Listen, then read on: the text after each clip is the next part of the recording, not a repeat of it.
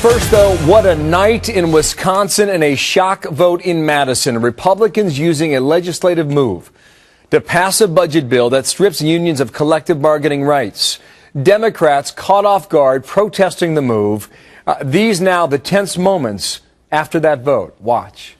This is clearly a violation of the open meetings law. Now look, you've been shutting people down. It is improper for you to move forward while this is a violation of the open meetings law. You're not allowing amendments, and that is wrong.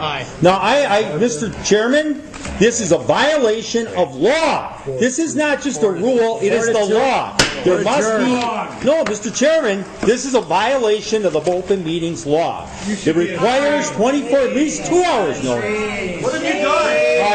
Okay. Excuse me.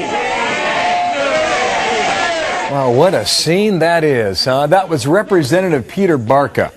He's a Democratic minority leader in the Senate in Wisconsin, and now we get to the fallout, huh? You bet. Good morning, everybody. I'm Bill Hemmer. Welcome here. Morning, How you doing, Bill. Martha? Good morning, everybody. I'm Martha McCallum. So the Senate Republicans ending a contentious month-long standoff, voting on that budget bill late last night without those 14 Democrats who fled the state. That resulted in this chaotic scene. Thousands of angry protesters literally storming the Capitol through the windows. In the meantime, the senators you mentioned, they're still in Illinois. Mike Tobin's still in Madison, Wisconsin.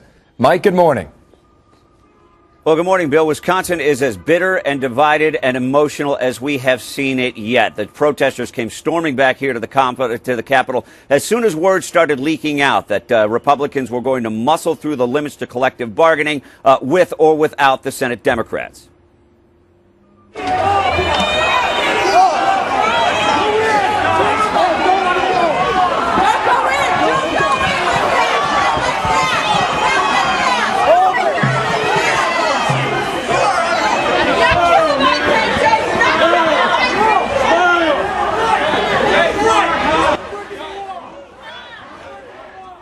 Thousands of them streamed to the Capitol. About 100 of them stayed overnight. The Capitol doors are opening at this moment. More of them are pouring into the Capitol Rotunda. Ultimately, after all of the demonstrations, after all the standoffs, all the potential compromises, they never gained an inch. This morning, the Assembly will take up the language of collective bargaining as it was on the day the Senate Democrats made the run for the border. The only thing they can negotiate on is wages, period. And I think the Assembly is going to have success today. It's a very difficult situation to operate the legislature in that powder keg of a building right now. But I am confident that the Republicans have more than enough votes to pass this whenever they can get to the floor.